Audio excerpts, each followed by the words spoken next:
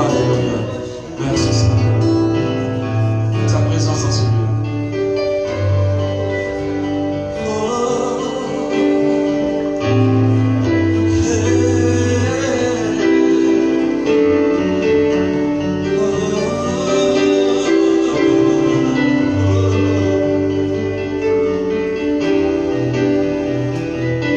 Vous savez, c'est très important de se connecter à Dieu. Pendant que ces louanges sont en train de passer, toi, fais-toi un chemin vers le ciel. Et connais-toi. Je ne peux imaginer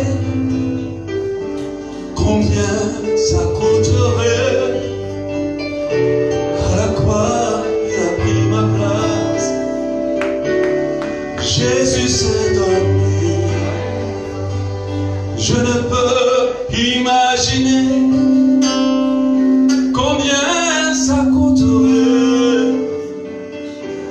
À la croix, il a pris ma place. Jésus s'est donné.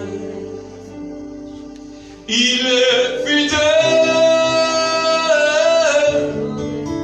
fidèle. Il est fidèle, fidèle. Mon Jésus est fidèle. Mon Jésus est fidèle. Mon Jésus est fidèle. Mon Jésus est fidèle. Je ne peux imaginer. Je ne peux imaginer combien ça coûterait. À la croix, il a pris ma place. Jésus s'est donné. Je ne peux imaginer. Je ne peux imaginer combien ça coûterait. À la croix, il a pris. À la croix, il a pris ma place. Jésus s'est donné. Je ne peux imaginer. Je ne peux imaginer combien ça coûterait. Dis avec moi. À la croix, il a pris ma place. Jésus s'est donné. Je ne peux imaginer. Je ne peux imaginer combien ça coûterait. À la croix, il a pris ma place. Jésus s'est donné. Je ne peux imaginer combien ça coûterait.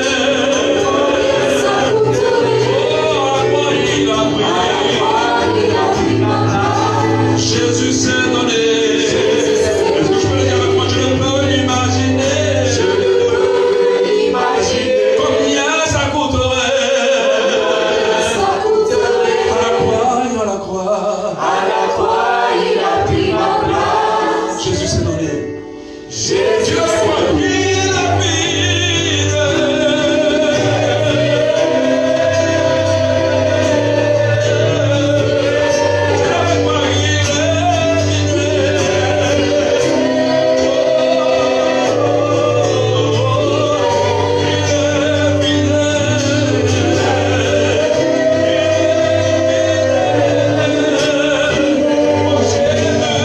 Mon Jésus est fidèle. Tu leur quand Jésus est fidèle.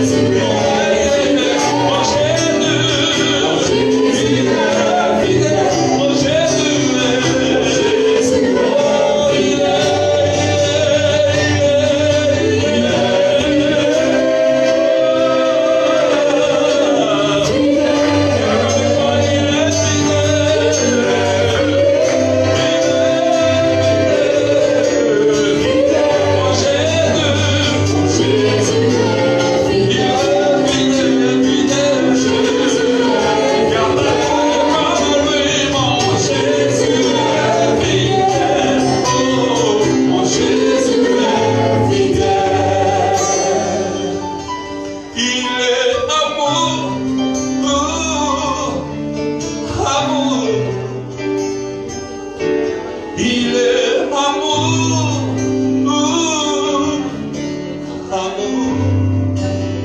Mon Jésus Jésus est amour.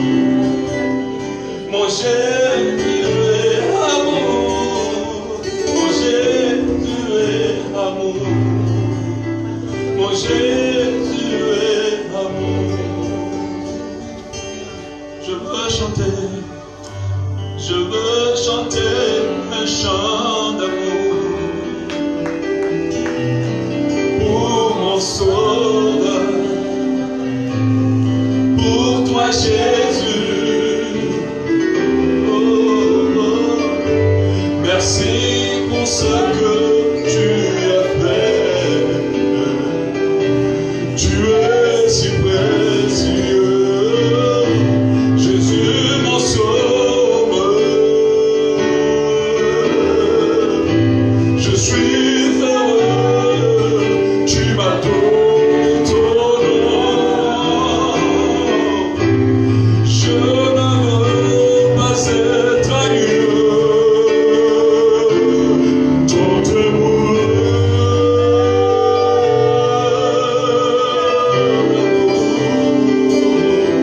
ton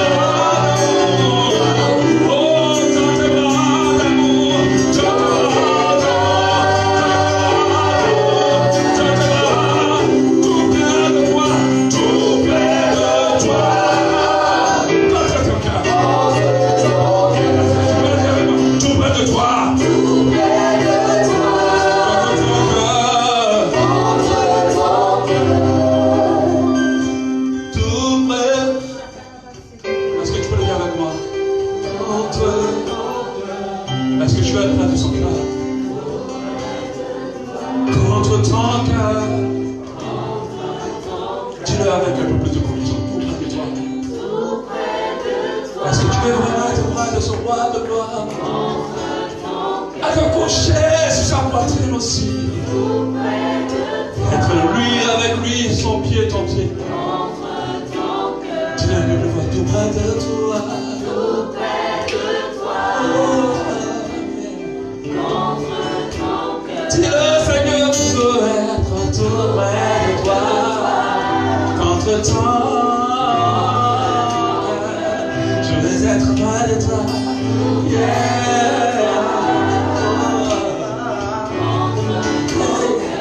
Tout près de toi, tout près de toi, tout près. On va dire ça, tout près de toi.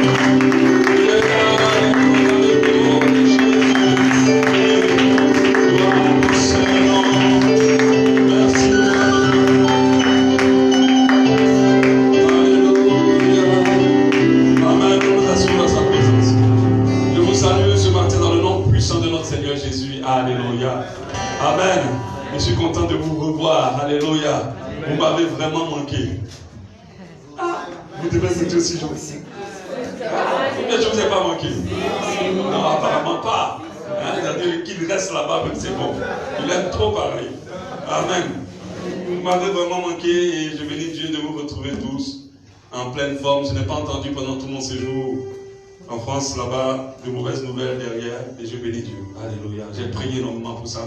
Et Seigneur, pendant que je parle, que tout se passe bien. Et que tu continues à faire ton action dans la vie de tes enfants. Alléluia. De toute façon, ce n'est pas moi le Saint-Esprit, c'est toi. Même comment je voyais à toi, tu es là. Alléluia.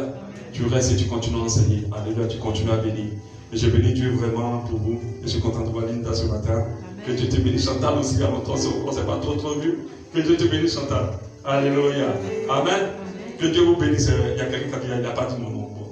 Je vais dire ton nom. Dis-moi ton nom. Je vais dire. Alléluia. Elsa. Larissa. Oui, je suis content aussi de te voir, Larissa. Alléluia. Que Dieu vous bénisse énormément. Amen. Amen. Je bénis Dieu. On a passé un bon moment. C'était extraordinaire. Et à chaque fois que je voyage, je réalise encore que Dieu est Dieu. Alléluia. Il est vraiment Dieu parce que de la manière qu'il prend soin de moi, je sens que j'ai quelqu'un vraiment avec moi. Alléluia. Il veille et il prend vraiment soin de moi. Alléluia. Amen. Je suis parti dans ce pays. C'est vrai que la première fois, je ne suis pas trop sorti. On va dans le métro juste en bas. On ne voit pas trop la ville. Et cette fois-ci, je dis, je vais arrêter d'être en bas. Et je suis un peu sorti. C'est extraordinaire la France. Mais quand vous regardez ce pays, vous voyez encore Dieu glorieux. Ce Dieu extraordinaire qui donne une sagesse à l'homme à cette dimension. Vous dites, mais imaginez lui-même Dieu, qui il est en fait. Quand tu vois comment les gens puissent réfléchir, imaginer celui qui les a fait. Alléluia. Et on m'a dit les États-Unis encore, mes yeux vont s'arracher parce que là-bas c'est encore extraordinaire. Alléluia. Amen.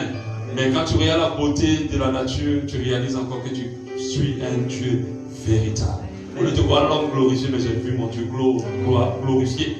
Et j'ai vu mon Dieu très puissant, très intelligent et rempli de beaucoup de sagesse. Alléluia. Et pendant que j'étais là-bas, il me parlait d'un message, mais il me parlait déjà de message pour moi, principalement. C'est vrai que tous les messages ne me concernent pas directement quand je l'enseigne, mais ça me concerne. Et ça m'a permis de comprendre des choses et de pouvoir donner encore plus dans ma relation avec Dieu. La question qu'il m'a posée m'a dit, qu'est-ce qui prouve que tu aimes Dieu? Qu'est-ce qui prouve que tu aimes Dieu? Et je me suis dit, waouh, ça c'est une question à 10 millions, parce que ça, en même temps, c'est là, ça te bloque comme ça, tu te dis, ah, mais ça c'est quelle question, ça encore, c'est mieux, Saint-Esprit le matin, mon là. Qu'est-ce qui prouve que tu aimes Dieu? Amen. Est-ce que quelqu'un s'est déjà posé la question une fois? Il n'y a personne. Voilà, il y a une personne. Ah, une personne sur tout ce monde-là. Alléluia. La parole de Dieu nous dit en Deutéronome 6:5, tu aimeras l'Éternel ton Dieu de tout ton cœur, de toute ton âme et de toute ta force. Et quand on prend le commandement de la loi, c'est la première loi, c'est le premier commandement.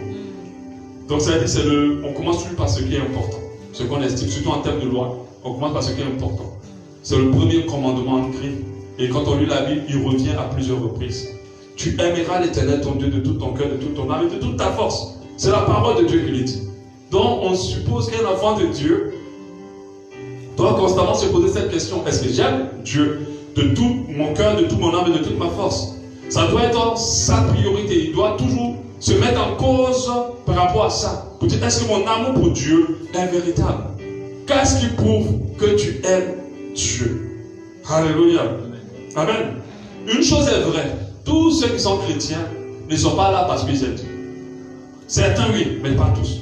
Et malheureusement, la grande majorité ne sont pas là par leur amour, pour leur amour, par Dieu. Plusieurs viennent à Dieu pour beaucoup de raisons. Plusieurs restent chrétiens pour un tas de causes ou de raisons. Mais quand vous partez dans les profondeurs de pourquoi ils sont là, pourquoi ils s'accrochent à la religion, ils s'accrochent à Christ, vous allez vous rendre compte que ce n'est pas l'amour de Dieu qui les maintient ici. C'est toute autre chose. Alléluia. Amen. Notre amour pour Dieu doit être constamment éprouvé. Nous devons nous rassurer et toujours aimer. Parce que l'amour n'est pas une chose qui s'écrit dans le cœur qui reste. C'est une chose qu'on entretient. Alléluia. C'est quelque chose qui est entretenu. S'il n'est pas entretenu, il meurt. Et beaucoup aimaient Dieu, waouh, grandiosement de la première relation avec le Seigneur. Mais aujourd'hui, on entend de chercher les miettes de l'amour qu'ils avaient pour Dieu. On a du mal à même à trouver des miettes d'amour pour Dieu dans leur cœur. Qu'est-ce qui prouve que tu aimes vraiment Dieu? Qu'est-ce qui prouve que tu aimes Dieu? Alléluia. Plusieurs raisons amènent les gens en Christ. Plusieurs raisons permettent à beaucoup de personnes de rester en Christ. Plusieurs raisons permettent à certaines personnes de demeurer en Christ. Mais généralement, ces raisons-là, en grande majorité, ne sont pas pour l'amour de Dieu. Quand on regarde le monde, quand on regarde tout ce qui se fait dans l'église, on comprend clairement que les gens n'aiment pas Dieu. S'ils aimaient Dieu, il y a beaucoup de choses qui ne seront jamais faites dans nos églises. Et il y a plusieurs choses qu'on aurait condamnées.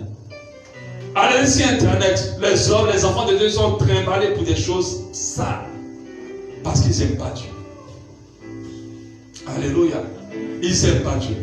Qu'est-ce qui pour que tu aimes Dieu? Les raisons.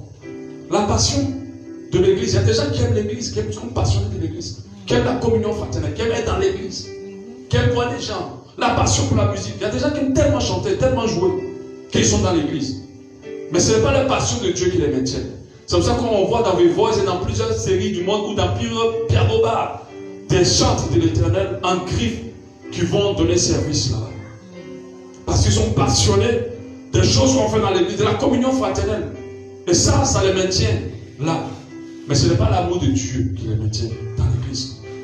On a la culture. Vous allez voir un pays comme le Gabon, beaucoup de personnes sont chrétiennes, donc tout le monde est chrétien, c'est bien vu. Aux États-Unis aussi, beaucoup sont chrétiens, la majorité des personnes sont chrétiennes. Dans d'autres pays, comme la Côte d'Ivoire, il y a des ethnies qui sont d'office chrétiennes. Quand tu es de cette ethnie, tu ne peux pas être musulman ou autre chose. Si tu dois faire une religion, tu dois devenir chrétien. Il y a comment on appelle ça? Les coutumes, la culture, qui amène beaucoup à être chrétien. Les parents, mes parents sont chrétiens, je le deviens. Je suis là parce que tant que je reste un bon chrétien, ma maman sera contente, mon papa sera content. Mais est-ce que toi, tu aimes Dieu?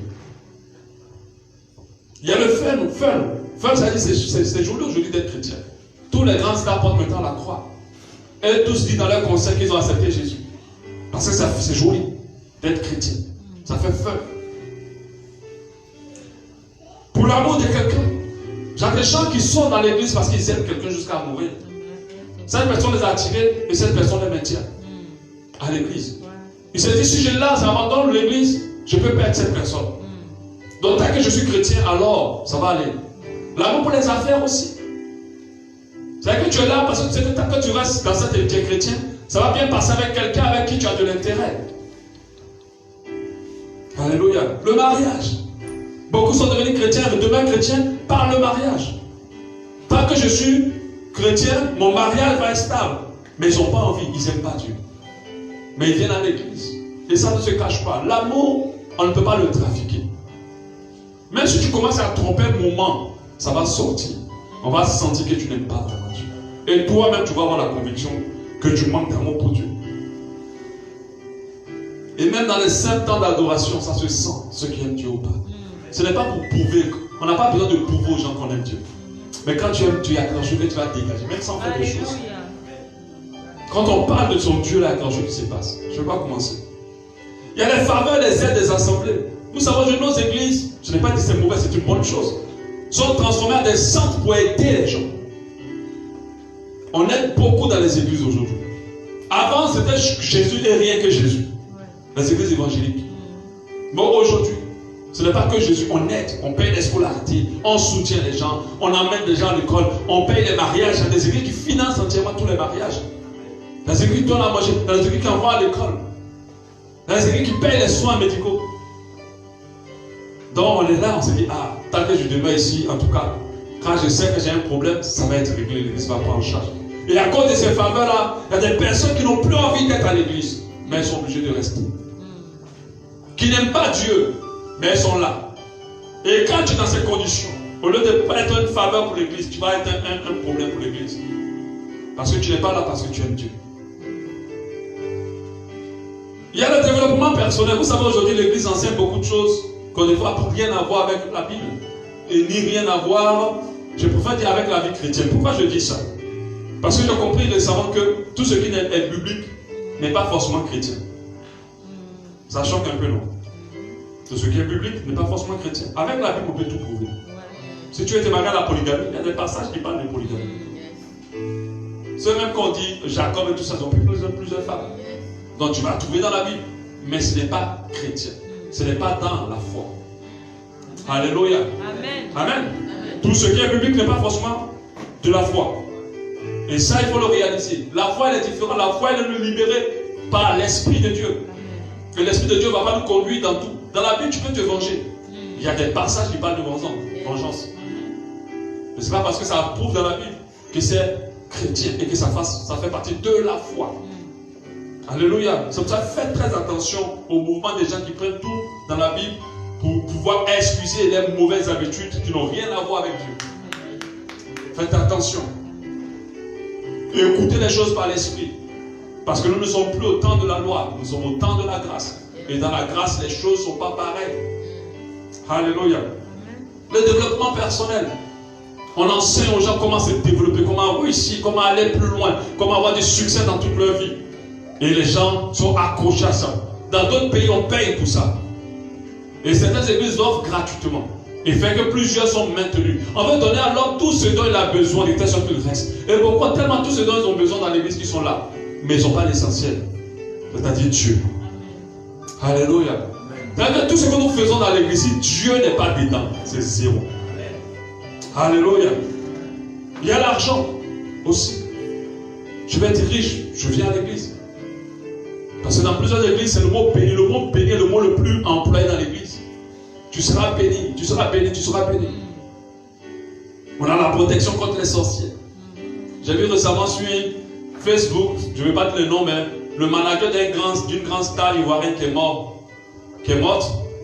DJ Arafat, il est mort, donc on peut critiquer les morts. Il est mort. Donc, son manager maintenant s'est converti. Mais tu te convertis maintenant pourquoi? Tu sais ce que vous êtes allé faire. Et tu sais que ta vie est menacée. Et on vient à Dieu pour la protection.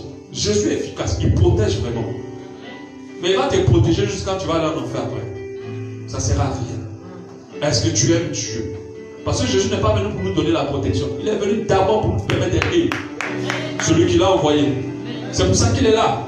Sa mission, c'est que nous aimons celui qui l'a envoyé. C'est ça sa mission. Il veut créer une connexion entre nous et le Père éternel. Alléluia. Donc plusieurs cas ont envie de faire tous les bêtises du monde et ils savent que leur vie est en danger. Ils viennent là. Ils font des rêves terribles, ils viennent à Jésus. Ainsi de suite. Mais ils n'aiment pas Dieu. Et à un moment, ça va se faire sentir. Alléluia. Parce que dans l'histoire de la foi, il n'y a pas semblant. La grâce, la réussite, le succès. Il y a tellement de raisons qui poussent les gens à s'attacher à l'église, à rester dans les assemblées, à venir tous les dimanches à l'église. D'autres sont tellement dans un niveau de superstition qui se disent si je ne vais pas à l'église aujourd'hui, Dieu va me frapper. Mais au fond, ils n'aiment pas Dieu. Cet enseignement-là, ce n'est pas pour te condamner, c'est pour t'apprendre à aimer Dieu. Et je suis convaincu qu'on sortira de là, tu vas apprendre à découvrir ton Dieu autrement. Et ton amour pour lui va commencer à grandir. Et tu vas voir qu'il y a plusieurs choses que tu feras plus l'effort. Elles vont se faire naturellement. Parce que ton amour pour Dieu va grandir. C'est ça le but de cet enseignement. Alléluia. Tu n'es pas sur un fauteuil blanc, tu es plutôt dans un mouvement qui va te permettre d'aimer plus ton Dieu. Parce que là où tu es, la vie que tu mènes, elle prouve clairement que tu n'aimes pas ton Dieu. Alléluia. Amen. Amen. Et être attaché à Dieu ou à l'église pour ces choses-là ne sont pas une bonne chose. Ça ne va pas nous faire du bien. Malheureusement, la majorité des enfants de Dieu, la majorité des chrétiens sont attachés à Dieu pour ces raisons que j'ai citées. La grosse majorité. Quand vous regardez les cultes, quand vous regardez les annonces du programme qu'on a sur Internet, on voit qu'on ne cherche pas à donner aux gens d'aimer plus Dieu. Mais on cherche à les amener vers ce qu'eux ils veulent. Alléluia. Et ça, c'est une grave erreur. Vous savez, en Dieu, il y a 3 choses que l'on peut cibler. Il y a 3 choses que l'on peut cibler. Et l'une des plus populaires, c'est ça. Aujourd'hui, toutes les chansons chrétiennes, tous les enseignements à succès, pour qu'ils aient des 1000 vues, ou des 100 000 vues, des 1 million de vues, il faut qu'ils parlent de la main. Pour qu'il y ait des choses, comment dire ça, des plus de vues, des chansons, il faut qu'ils parlent de sa main. Le chanteur est capable de faire ça, il peut avoir du succès. Ça va très loin. Mais quand vous avez des gens, toi seul est digne, ces chants-là, ils sont connus, mais les adorateurs qui vont être très accrochés à ces chants. Mais Dieu est capable de faire, même la prostituée, avant d'aller prendre ses clients, elle écoute, Dieu est capable de faire. Et puis elle s'en va. Quand il appelle le client, l'appelle, rendez-vous même dans le téléphone, son Dieu est capable de faire. Parce que beaucoup sont concentrés sur la main de Dieu. La main de Dieu, c'est celle-là qui agit, qui nous protège, qui nous délivre, qui nous apporte des choses extraordinaires, qui nous bénit, qui ouvre les portes, qui combat pour nous. Ça, tout le monde aime. Ça, tellement les gens sont sur la main de Dieu, même la main va se casser. Parce que tout le monde est sur la main. Parce que la main de Dieu n'est pas seulement ce qu'il faut cibler en Dieu. Je n'ai pas dit de ne pas compter sur sa main. Mais sa main n'est pas ta priorité. Quand tu aimes Dieu, ce n'est pas ce qu'il a de donner qui doit t'intéresser. C'est la main de Dieu. On enseigne ça dans tous les séminaires, d'une toutes les manières possibles. Et beaucoup l'ont ciblé.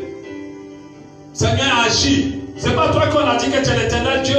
N'as-tu pas délivré Israël? Délivre-moi, Seigneur. Mais jamais tu vas hausser la voix pour adorer ton Dieu de cette même manière. Jamais tu vas prendre autant de temps dans la présence de Dieu pour pouvoir le lever. Avant de voyager, je disais, si quand on chante des chansons de ce genre-là, les gens ne réagissent pas trop. Mais quand on va prendre le chant, j'ai un chant de Sinach qu'on chante beaucoup ici là.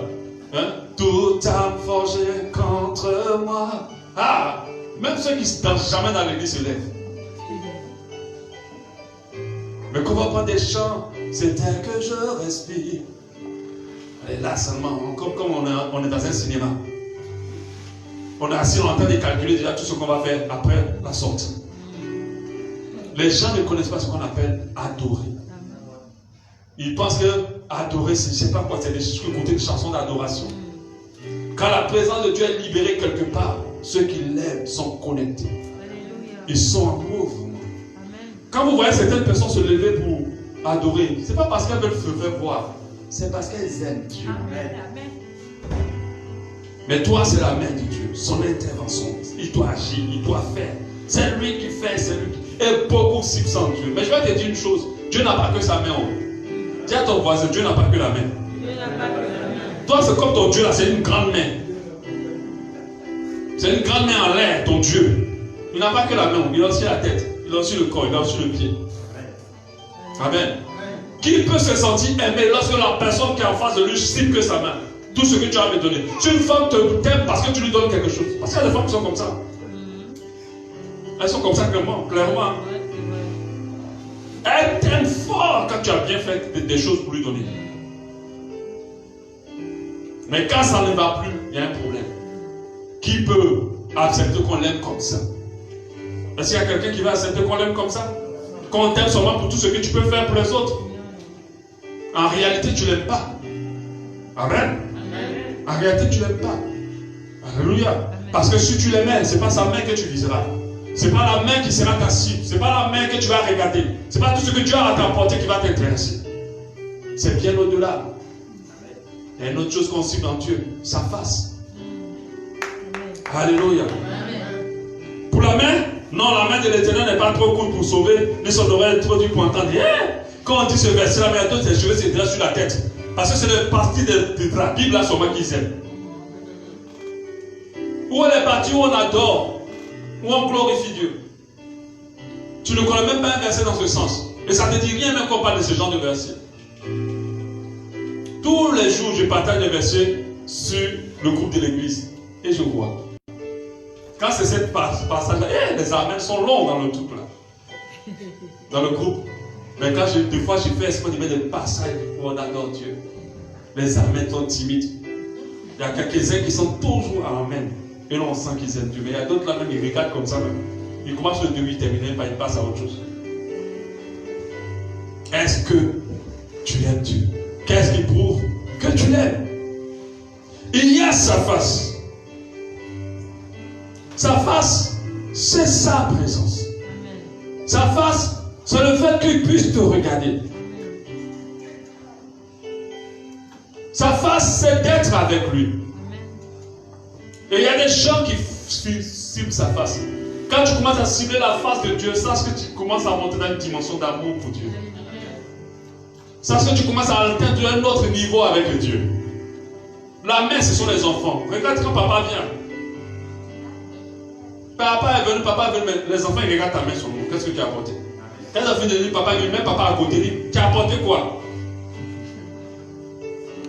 Et ils n'ont pas le temps de rester. Tu as apporté quoi? La face, c'est la présence de Dieu.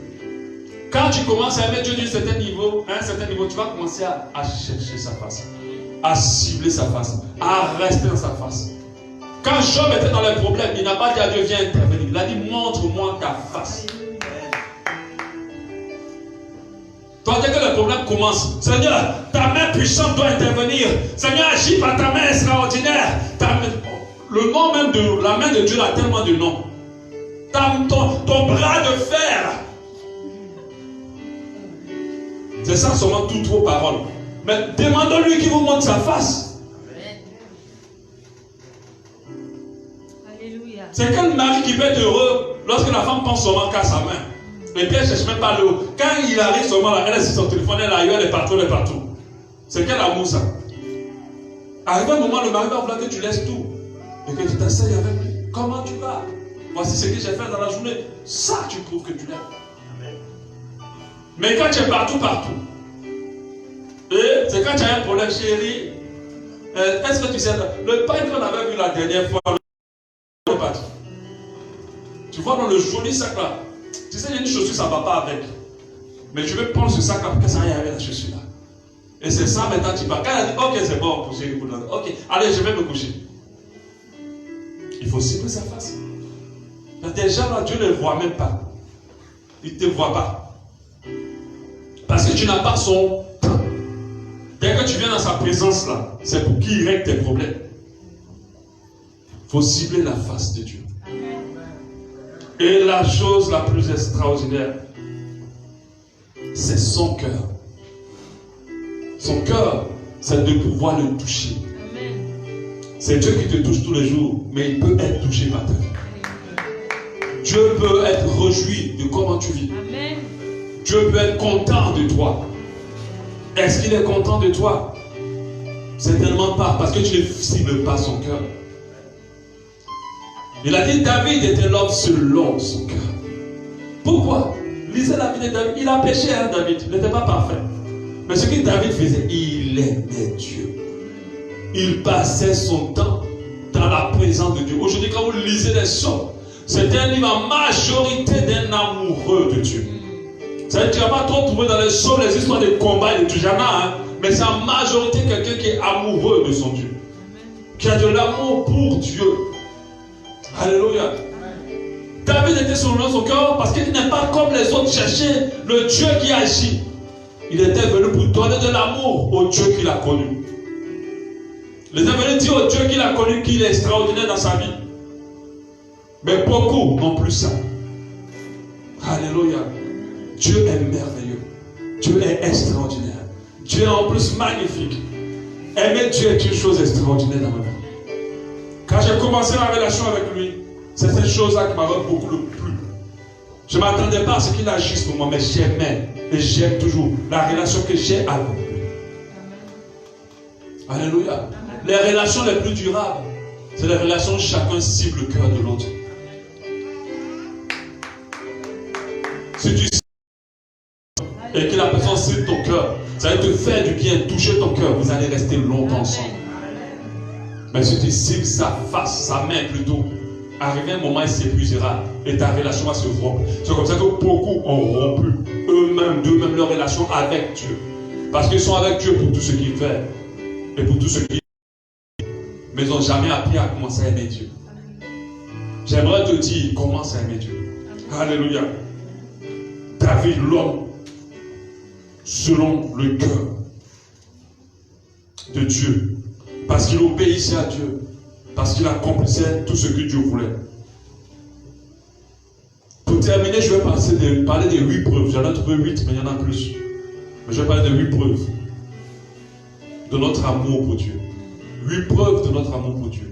Quand on aime Dieu, comment ça se prouve? Comment ça se dégage? Je ne te donne pas ces preuves pour que tu essaies de rentrer dans ces preuves. Je te parle de ce sujet-là pour que, à partir d'aujourd'hui, quand tu rentres dans la présence de Dieu, tu dis Seigneur, aide-moi à t'aimer encore plus. Permets-moi de t'aimer encore plus. Moi, je crois que la prière est efficace. Si tu demandes à Dieu, il va mettre son amour pour lui dans ton cœur. Et tu vas commencer à l'aimer d'une dimension haute.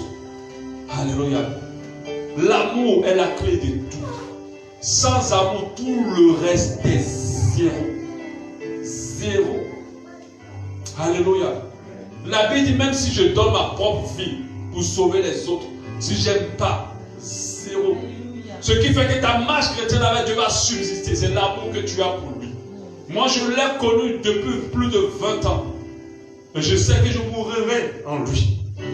Personne ne m'enlèvera de ses mains. Mais je sais qu'il y a des gens qui ont abandonné déjà.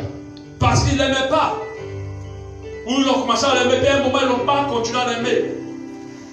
Si tu n'aimes pas Dieu, tu ne pourras pas faire long feu. L'amour est la plus grande puissance qui existe au monde. Si tu aimes, tu pourras tout faire. Et tu pourras aller plus loin que possible. L'amour donne vraiment du zèle. Alléluia. 8 preuves. 1. Pour me poser la question, je me suis dit, mais quand quelqu'un est amoureux, comment on le sait? Il y a des gens qui sont des experts d'être amoureux. Amen. Ils tombent amoureux au moins 3 fois chaque année. Comment ça se sait? 1. La présence de la personne. Quand tu aimes quelqu'un, tu veux être avec elle. Est-ce que c'est faux? Tu aimes être avec elle. Tu veux être avec elle et tu aimes être avec elle. Tu aimes passer du temps avec cette personne-là. Il y a des gens là qui ne se quittent pas. Raccroche. Non, toi, raccroche. Non, raccroche d'abord. Non, tu n'as pas encore raccroché. Et puis ils font 4 heures dans ça pour raccrocher. Pourquoi? Parce qu'ils s'aiment. Les WhatsApp font des bugs des fois à cause des amoureux. Parce qu'ils vont parler jusqu'à heure. Si quelqu'un n'a pas ton temps, et puis qu'il dit tel, c'est faux.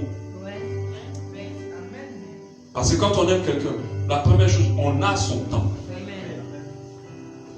Si tu dis que tu aimes Dieu, tu n'as pas son temps, c'est faux, tu n'aimes pas. Si tu l'aimes, si tu l'aimais, tu auras son temps. Beaucoup de choses, pas Dieu. Tu fais plein de choses dans ta vie, mais pas Dieu. Tu accordes beaucoup de temps à plein de choses dans ta vie, mais pas à Dieu. Ton travail peut te faire travailler jusqu'à 3 heures du matin, mais jamais Dieu. Je ne peux pas te maintenir jusqu'à ce temps-là. Alléluia. Quand on aime quelqu'un, on aime sa présence. Si tu aimes Dieu, alors tu vas aimer sa présence. Si tu n'aimes pas sa présence, alors tu ne l'aimes pas. Si sa présence est un calvaire pour toi, un supplice, c'est-à-dire que quand tu rentres pour prier le matin, c'est comme c'est lourd sur toi, tu ne veux même pas rester. C'est 2 phrases et puis tu sors. Tu n'aimes pas Dieu. Si tu l'aimes, tu vas prendre plaisir en sa présence. Alléluia. Acte 2, 28. Tu m'as fait connaître les sentiers de la vie. Tu me remplis de joie dans ta présence. Ça, c'est quelqu'un qui est joyeux lorsqu'elle est dans la présence de Dieu. Elle est joyeuse lorsqu'elle est dans la présence de Dieu. Psaume 65, 4. C'est un verset qu'on chantait des fois ici. Heureux celui que tu as choisi et que tu admets dans ta présence, pour qu'il habite dans tes parvis. Nous nous rassasierons du bonheur de ta maison, de la sainteté de ton temple. Donc cette personne se dit, je suis complet lorsque je suis dans ta maison, dans ta présence. Alléluia. Amen. Si tu aimes Dieu, tu aimeras sa présence. Si tu n'aimes pas sa présence, ça prouve déjà que tu ne l'aimes pas. Alléluia. Amen. Deuxième point, quand on est amoureux, quel est le signe? Le deuxième point, c'est que quand on aime Dieu, on est disposé et disponible pour Dieu. Alléluia. On est disposé et disponible pour Dieu. Donc ça veut dire, tu es là pour lui en fait. Il peut compter sur toi. Tu es disponible pour lui. Le monde évolue de point de telle sorte qu'on n'a plus le temps. Tu peux faire réveiller quelqu'un à 4 heures du matin pour aller chercher du travail. Mais jamais tu vas lui dire, lève-nous à 4 heures du matin pour prier. Parce qu'elle n'est pas disponible, ni disposée pour Dieu. Sa vie tourne autour de beaucoup de choses, mais pas autour de Dieu. Et quand tu aimes Dieu, et quand tu aimes quelqu'un, tu es disponible. La personne, quand tu viens t'appelle pour dire, est-ce que tu peux me faire telle chose? Allez me prendre telle chose. Oui, il n'y a pas de souci, j'y vais. Et on n'y va pas par obligation. On a envie de l'aider. On a envie de faire plaisir à cette personne. Ce n'est pas un supplice pour nous. On est disponible et on est disposé pour cette personne. Alléluia. Amen. Quand tu aimes Dieu, tout ce que tu vas faire pour lui, ce n'est pas un supplice. C'est-à-dire que ce n'est pas un fardeau pour toi. Quand ça commence à être lourd sur toi, revois ton amour. Commence à prier pour dire, Seigneur, mets ton amour dans mon cœur. Alléluia. Amen. 3. Quand on aime quelqu'un, on est prêt à tous les sacrifices. Aujourd'hui, nos histoires d'enfants, des petites filles, de Roméo, de Juliette, tout ça là, on voit qu'ils vont jusqu'à se tuer pour l'être qu'ils aiment. Alléluia. On est prêt à tout sacrifice. Quand on aime des choses que Dieu ne veut pas que tu gardes, que tu fasses, mais tu le fais toujours parce que tu n'es pas prêt à les sacrifier. Abraham a prouvé son amour envers Dieu en donnant le seul fils qu'il a eu légalement. Amen. Et qu'il aimait de tout son cœur. Mais il aimait Dieu plus que ce fils-là. Alors il a livré. Mais il y a des choses dans la vie de beaucoup de chrétiens qui aiment plus que Dieu, qu'ils ne sont pas prêts à sacrifier. C'est quoi d'avoir un homme qui t'aime par rapport à avoir un Dieu qui t'aime? C'est quoi un homme une femme qui t'aime par rapport à Dieu qui t'aime? Si cette personne qui t'aime n'est pas en phase avec Dieu, sacrifie-la pour prouver à Dieu que tu l'aimes. Le mariage, c'est une preuve d'amour qui va se prouver au travers des divers sacrifices. Amen. Tu vas sacrifier les choses que tu aimes, certaines choses, parce que tu veux garder l'harmonie entre toi et l'autre. C'est la première raison d'un sacrifice, d'une preuve d'un amour pour quelqu'un, et surtout pour Dieu. Alléluia. Tu dois pouvoir faire des sacrifices.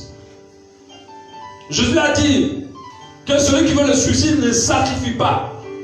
Beaucoup de choses dans sa vie, cette personne n'est pas digne. Tu ne peux pas dire que tu aimes Dieu et que tu n'es pas prêt à atteindre une dimension de sacrifice. Qu'est-ce que tu as sacrifié jusqu'à là? N'est-ce pas que ta vie d'avant et ta vie de maintenant, il n'y a pas trop de choses sacrifiées? C'est presque pareil. Qu'est-ce que tu es prêt à abandonner? Moi, je suis prêt à perdre de l'argent, prêt à perdre un travail, prêt même à perdre une relation pour Dieu. Alléluia. Ouais. Quand je suis arrivé en France, ce n'est pas plutôt pour parler de ça. Mais j'ai un profil d'informaticien, mais j'ai un profil important. J'ai mon ami là-bas qui est installé là-bas et sa femme, tout m'a dit, tu te prends ton CV. Toi, tu ne vas pas traîner.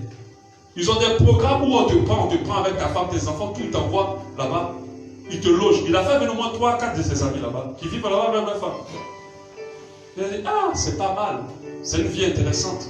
C'est des salaires bien. En plus, avec le niveau que j'ai. Mais en même temps, qu'est-ce qui me retient? Je vais où Dieu dit que je vais aller. Je l'aime trop pour sacrifier ce que lui m'a confié pour aller ailleurs. Pour me concentrer sur ma vie à moi. Alléluia. Mais pourquoi on fait ce choix? Leur vie tourne autour de maman. Vous savez ce que c'est que maman? Maman, ce n'est pas l'argent seulement direct. C'est tout ce que nous donne le confort dans ce monde. Et beaucoup sont prêts. Ils donnent plus de valeur à ça qu'à ce qu'ils doivent faire pour Dieu. Si Dieu dit que je dois rester au Gabon, si finit ma vie, tant mieux. Je reste là tant que je suis en phase avec lui. Mais les gens de mon profil, ils vont aller se chercher ailleurs, avoir beaucoup de millions. Mais après, cela prouve qu'ils n'aiment pas Dieu. Je n'ai pas dit que ceux qui l'ont fait n'aiment pas Dieu. Moi, je connais l'appel que sur ma vie. Je ne bouge pas quelque part sans que Dieu me l'ait dit. Alléluia. Amen. Même si tout Dieu me dit, abandonne tout dans le Gabon, retourne en Côte d'Ivoire. J'y vais. Amen. Ça va faire mal, mais j'y vais. Amen. Quand tu aimes quelqu'un, tu payes le prix de ton amour pour cette personne. Tu te sacrifies. Il y a des gens qui saisissent des choses que Dieu n'aime pas, mais qui se disent, ils aiment Dieu. Mais tu vas aimer Dieu comment? Ta mauvaise manière de te comporter, tes mauvaises, comment on appelle ça, tes mauvaises habitudes. Tu n'es pas prêt à les abandonner, tu les justifies même. Pendant que tu sais que ça ne plaît pas à Dieu. Alléluia. Amen. Quand on aime, on se sacrifie. On est prêt à tout perdre pour Dieu. Si tu n'es pas prêt à tout perdre pour ton Dieu, tu n'aimes pas. Et je t'assure, tout ce à quoi tu t'attaches, en dépit ou au détriment de Dieu, vont te créer des problèmes. Parce que seul en Dieu, nous avons le véritable bonheur. Alléluia. Seul en Dieu, nous avons la véritable paix, la véritable stabilité. Qu'est-ce qui prouve que tu aimes Dieu? Là où tu es assis. Parce que si tu ne l'aimes pas, tu es là pour rien, en fait.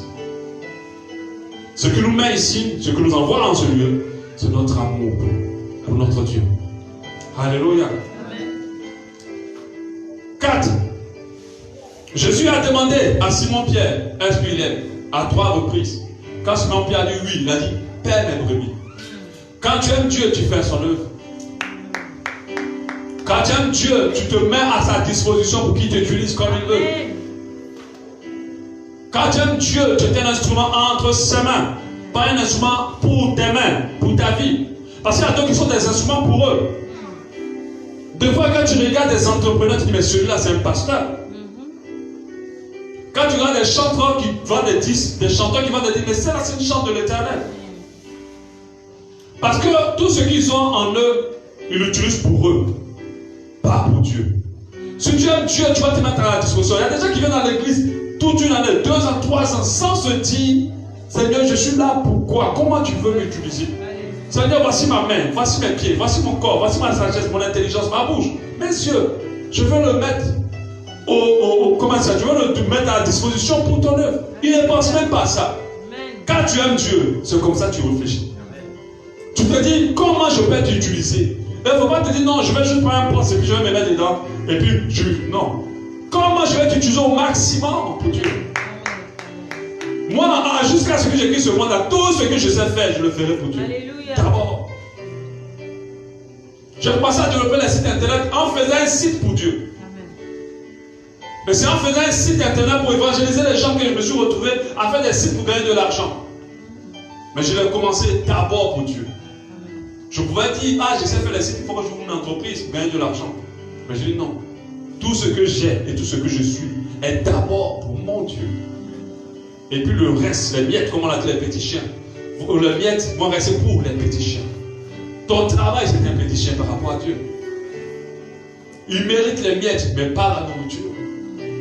Alléluia. Tu dois être prêt à faire, à œuvrer plutôt pour Dieu, être à sa disposition. Alléluia. Sauf qu'on dit qu'on doit faire 4 ans dans tel jour, après ça tu vas servir Dieu. Alors tu te mets, tu le premier à dire comment je fais pour servir Dieu, comment je dois faire. Et tu rentres dedans. Et tu vis les choses de sacrifice pour atteindre cette dimension. Il a dit même tu, il a dit oui. Père mes brebis, ferme-le. Alléluia. Amen. Quand tu aimes Dieu, tu réfléchis à chaque fois. Comment je peux te servir encore plus? Quand tu réfléchis comme ça, tu cherches le cœur de Dieu. Amen. Comment je peux encore aller plus loin dans ce que je t'offre? Qu'est-ce que je peux faire de plus? Pendant que vous êtes assis, il y a des gens qui vont dans le village annoncer l'évangile.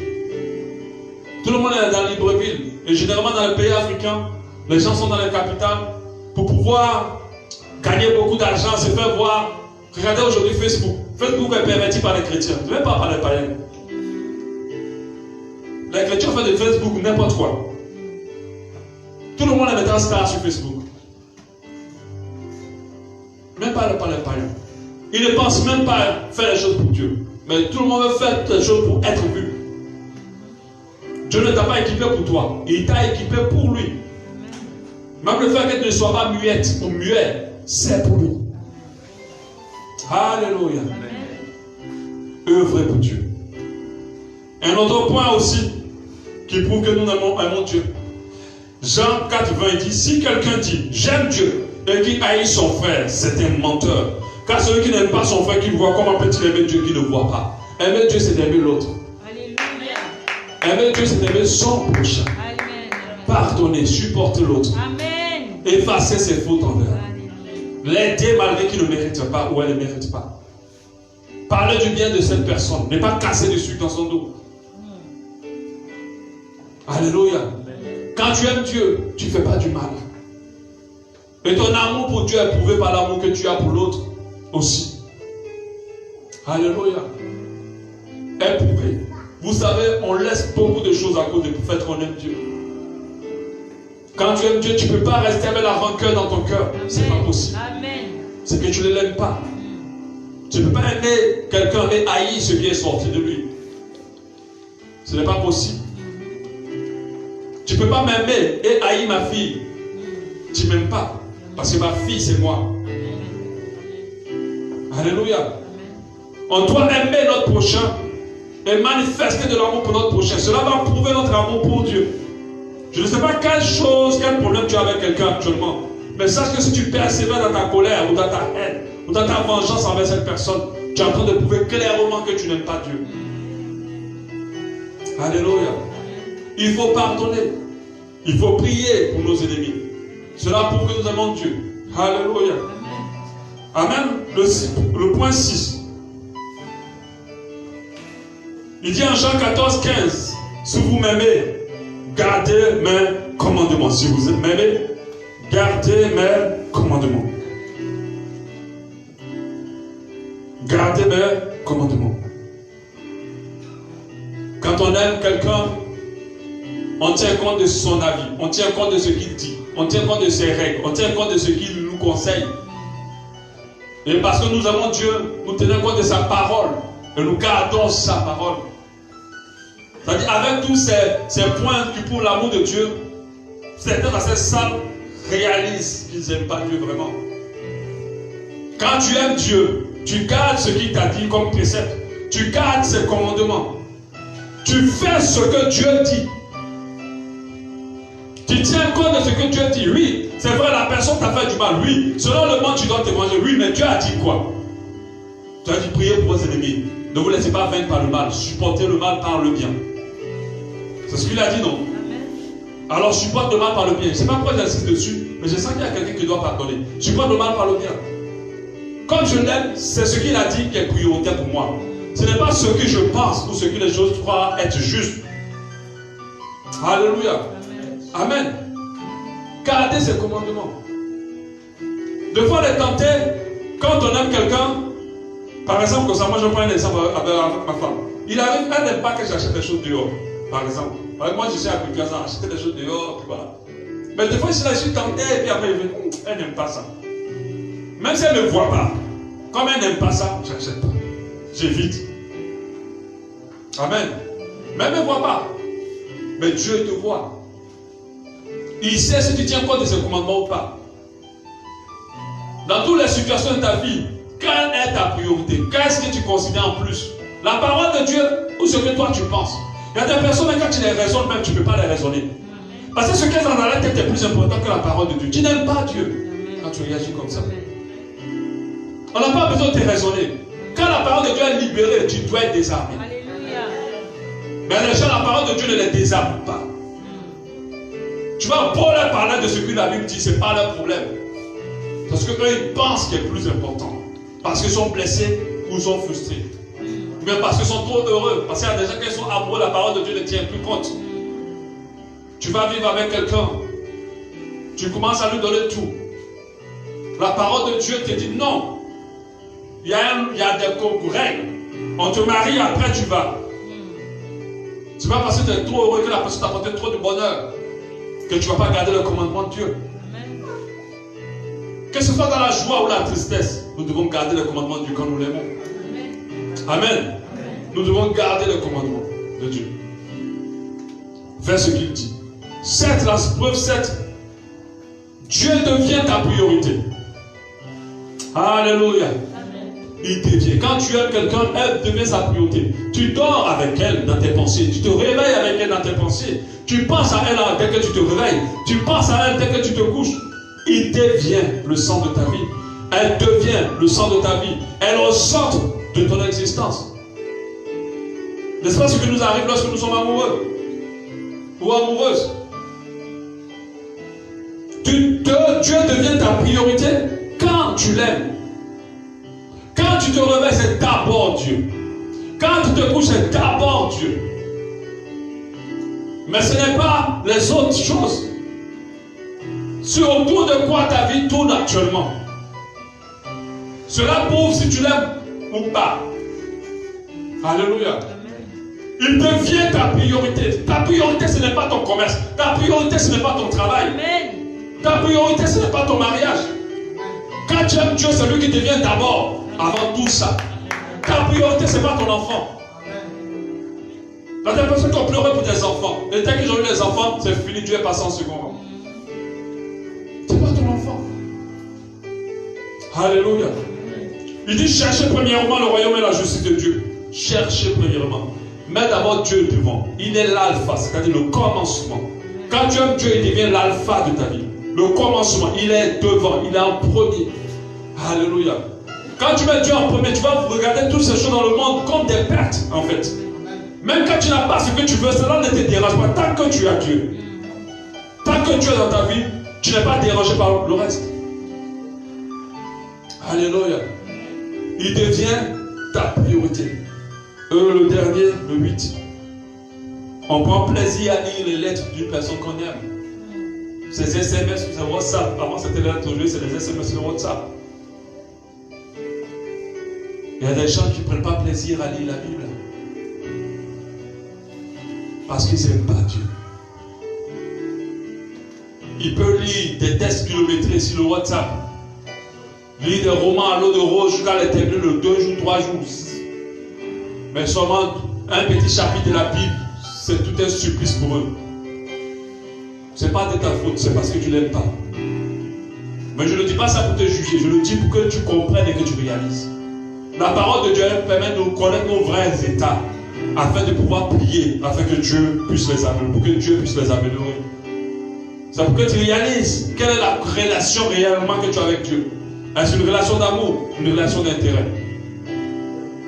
Le seul que Dieu veut avoir avec toi, c'est une relation d'amour, pas une relation d'intérêt. Parce que c'est dans cette relation d'amour qu'il a donné son Fils unique. Dieu a tant aimé le monde. Le souci de Dieu, c'était pas de te donner tout ce que tu veux. C'était de donner son Fils, afin que toi, tu lui appartiennes. Et que tu sois sauvé. Quand on aime, on prend plaisir à la lecture de la lettre de celui qu'on aime. Quand la Bible dit que celui de la loi ne se loigne point de ta bouche, médite la jour et nuit. C'est la réaction d'un amoureux, une amoureuse de Dieu. Tu ne dois pas permettre un seul jour, même sans avoir dit un seul verset dans la Bible. Un seul jour ne permet pas. Il y a d'autres qui se disent, comme c'est dimanche, on va venir prier, on va venir dire, je ne prie pas, je ne prie pas. Non. Même dimanche, tu dois prier et tu dois méditer. C'est la lettre de celui que tu aimes le plus au monde. Parce que Dieu est celui qu'on aime le plus au monde. Il doit être celui que tu aimes le plus au monde. Plus que ton enfant, plus que ta femme, plus que ton mari, plus que tes affaires, plus que ton travail. Mais le monde est en train de mettre le travail au-delà.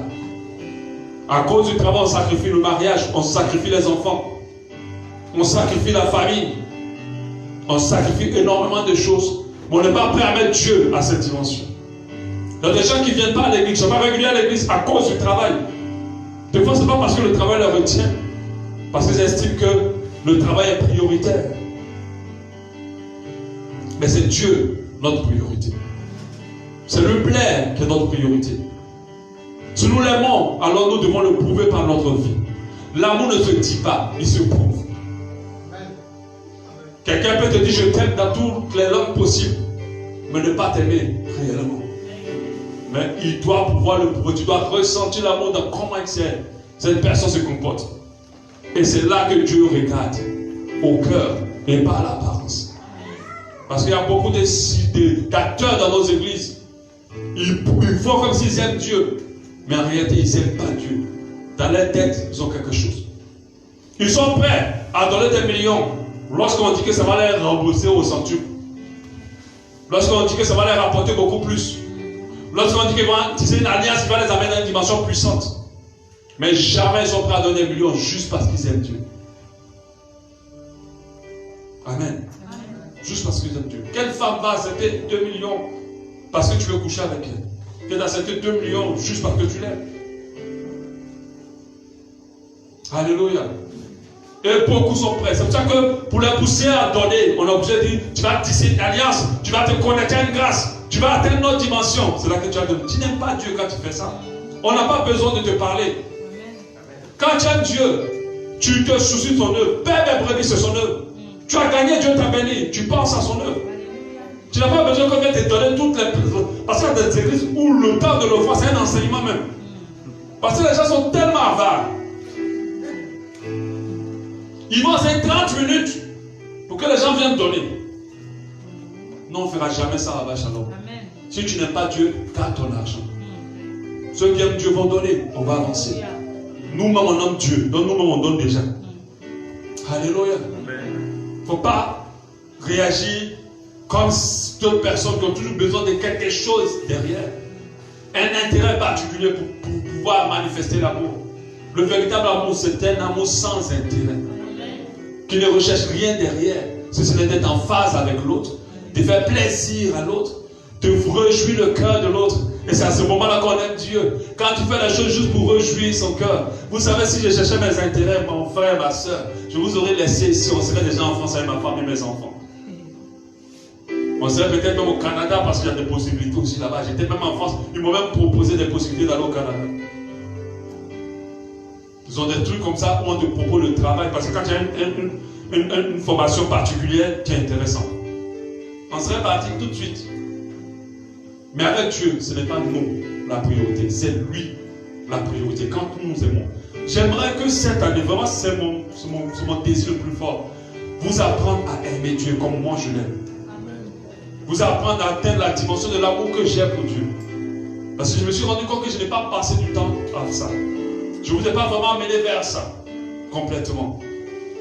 Je veux que quand on passe des temps d'adoration, de louange, que des adorateurs sincères se lèvent Il y a des gens qui ne connaissent pas. Dès que la loi s'arrête, c'est fini, tout s'arrête. Mais je me rappelle au début de nos fois, dès que la loi s'arrête, il y a des gens qui continuent à adorer. Des fois même vous avez du mal à arrêter. Qui continuent à adorer. Mais ils sont là quand les yeux sont ouverts comme ça. Ça scrute seulement celui qui chante. Ça fait attention, oh, elle a décamé là. Elle n'a pas bien chanté ici. Alléluia. Amen. Ce que Dieu recherche, ce sont des adorateurs qui l'adorent en esprit et en vérité. Ce que Dieu recherche, ce n'est pas des gens qui viennent réchauffer les bancs de l'église. Ce sont des adorateurs. Mais s'il y a quelqu'un qui veut atteindre cette dimension d'adoration pour Dieu, cette année. Mais s'il y a quelqu'un qui veut s'élever dans une dimension d'adoration pour Dieu encore plus grande, et non pas rester dans ce petit niveau. C'est vrai que tu as cherché la dimension de puissance. Mais je te demande, cherche plus la dimension d'adorateur. Et tu auras toutes les autres dimensions. Elle regroupe en elle seule toutes les autres dimensions. Tu deviens un puissant adorateur de Dieu. Tout le reste, tu n'as pas besoin de chercher. Tu iras de gloire en gloire avec lui. Alléluia. Est-ce qu'on peut adorer Dieu ce matin?